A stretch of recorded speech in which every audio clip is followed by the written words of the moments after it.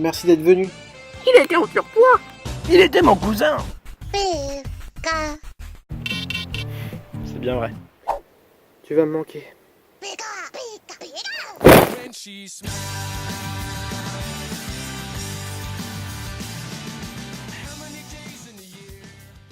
Salut à tous pour cette nouvelle vidéo palpitante sur une nouvelle série que vous ne regarderez jamais. En effet, T'es stagiaire, tu remplaces pas nos Ringo, ok?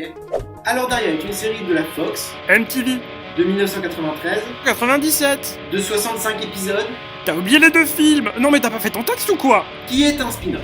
Une série, un spin-off, il faut se décider, hein. C'est les deux parce que l'héroïne de cette série n'était qu'un personnage lambda tiré d'une autre série vachement plus connue aux États-Unis qui s'appelle... Oh Work there, dude.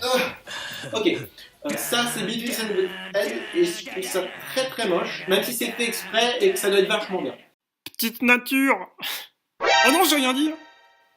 Donc, suite au succès de Daria dans Beavis and Butthead, ils ont décidé de lui dédier une série, une sorte d'anti-Beavis and Butthead, qui montre cette fois comment une personne avec un QI au-dessus de la moyenne s'adapte à la société. Au lieu de montrer comment des personnes avec un QI inférieur à la moyenne le font.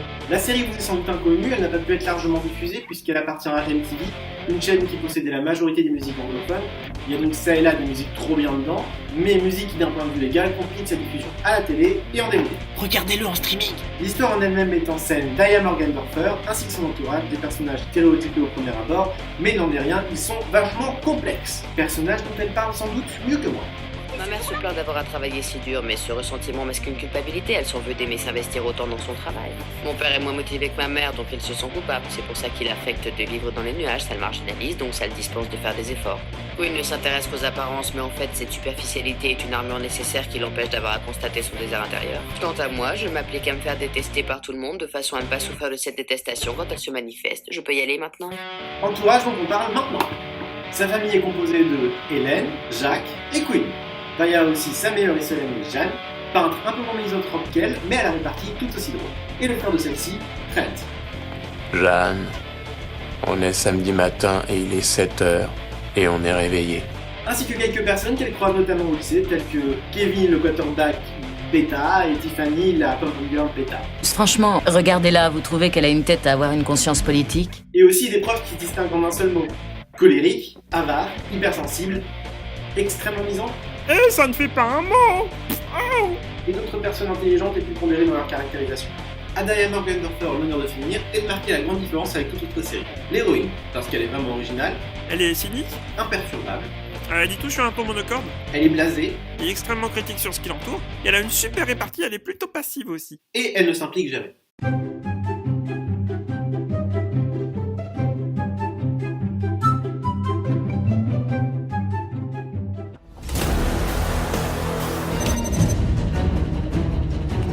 Doucement. Commissaire Gordon, Qu'est-ce qui se passe, O'Hara? l'info vient de tomber. Tous les pires méchants se sont introduits dans la centrale d'énergie. Qu'est-ce qu'on fait, patron? Ce qu'on fait à chaque fois. On appuie sur le bouton du pas de signal. Commissaire, vous m'entendez?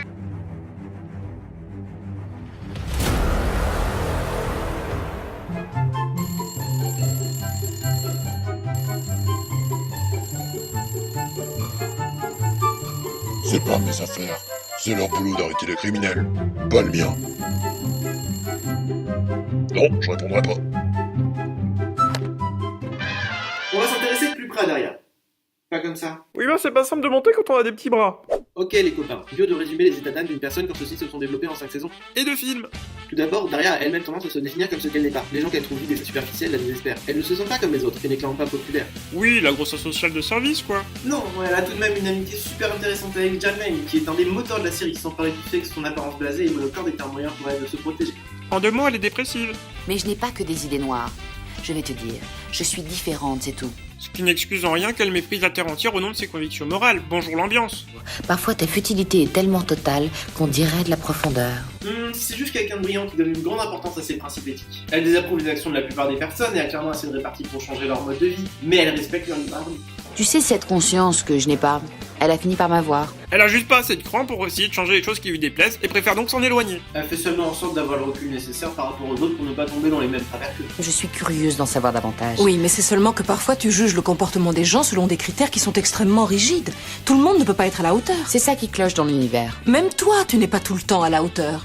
En attendant, elle est souvent faillible et ne refuse jamais une occasion de manipuler sa sœur. Bah ça fait d'elle un personnage complexe et elle se remet souvent en question.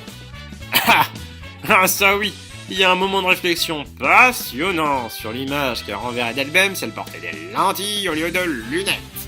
Mais c'est justement ce qui est intéressant. Ce dilemme crée une réelle tension dramatique, il permet l'évolution de son personnage, elle se découvrira incapable de faire des compromis, il remarquera que son mode de vie lui gage de bons moments, même si c'est la meilleure façon pour elle de vivre. Du coup la série est loin de faire l'apologie du renfermement sur soi. Il faut faire confiance à ses semblables, et tu verras que tout ira mieux. Non, pas. Vous avez raison. Passez-moi les clés de la voiture. Non. Ça va, merci, j'ai compris l'idée, on a tous déjà fait notre crise d'ado. Et c'est pour ça que cette série a dans son propos une portée si universelle.